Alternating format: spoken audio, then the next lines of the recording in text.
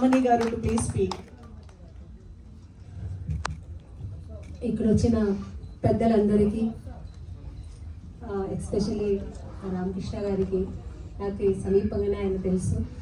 So చాలా మంచి వ్యక్తి. తర్వాత అడ్వకేట్ గారికి, ఇంకా మిగతా ప్రొడ్యూసర్, కెమెరామెన్ గారు, హీరో గారు, ఇంకా పెద్దవాళ్ళందరికీ, అలాగే మా బంధు మిత్రులైన మీడియా వాళ్ళకి మీ అందరికీ నా కృతజ్ఞతలు, ధన్యవాదాలు. అలాగే ఇప్పుడే వచ్చి జస్ట్ వెళ్ళిపోయారు మా హీరో ప్రభాకర్ గారికి నా నమస్తే. ఈ సినిమా నాకు ఇక్కడ ఎవ్వరూ తెలియదు. ఈ సినిమా నేను కమిట్ అయ్యేప్పుడు ఒక్క రాంబాబు గారే తెలుసు నాకు. రాంబాబు గారే నాతో మాట్లాడారు. రాంబాబు గారే నాకు డబ్బులు కూడా, నాకు రెమ్యునరేషన్ కూడా ఆయనే మాట్లాడారు, ఆయనే ఇచ్చారు. ప్రొడ్యూసర్ గారు కూడా నాకు తెలియదు. సో కథ కూడా ఆయనే చెప్పారు. నేను డైరెక్ట్గా లొకేషన్కి వెళ్ళాను, యాక్ట్ చేశాను.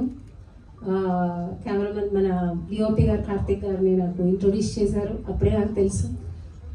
సో అక్కడికి వెళ్ళినాక మంచి కథ, నా క్యారెక్టర్ బాగుంటుంది. ఓవరాల్గా కథ విన్నాను, బాగుంది, చాలా బాగుంది. ఇదొక అదే చెప్పినట్టు కాంతార, బళగం, అలాగా ఒక ఫ్లేవర్ ఉన్న ఒక సినిమా ఇది. సో మంచి సినిమా అవుతుంది. నాకు కూడా మంచి క్యారెక్టరు అని నేను చేసేప్పుడు నిజంగానే డైరెక్టర్ గారు ఏదో మామూలుగా చేస్తారు అనుకోండి, కానీ చాలా ఫాస్ట్. ఈరోజు ఒక సీన్ అనుకుంటే ఈరోజు ఎన్ని సీన్లు అనుకుంటే అన్ని సీన్లు ప్లాన్ చేసుకుని పక్కాగా చేసేసేవారు. ఇందాక అన్నారు కదా మన డిఓపి గారిని సైకో అని. నేను సైకో అన్నా, ఈజ్ వెరీ హార్డ్ వర్కర్.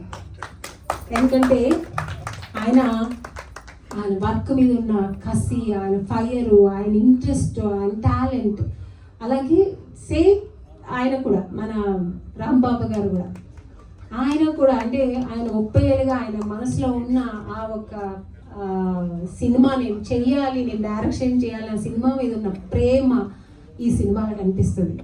ఎందుకంటే నేను ఫస్ట్ డే వెళ్తే ఇప్పుడే కుమరక్క అన్నారు, నాకు 6-7 శారీస్ నాకు చేంజ్ చేయించారు. నిజంగానే కష్టం, వాళ్ళకి కష్టమే, లేడీస్కి కష్టం ఉన్నప్పుడు వాళ్ళకి కష్టం. కానీ నన్ను కూడా ఫస్ట్ డే 7 శారీస్ డబ్బా డబ్బా డబ్బా డబ్బా రెడీ రెడీ రెడీ రెడీ అలాగా వర్క్ చేశారంటే ప్రొడ్యూసర్కి ఇలాంటి వాళ్ళు కావాలి.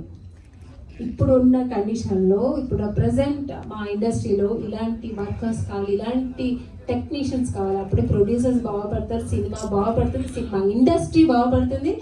అప్పుడే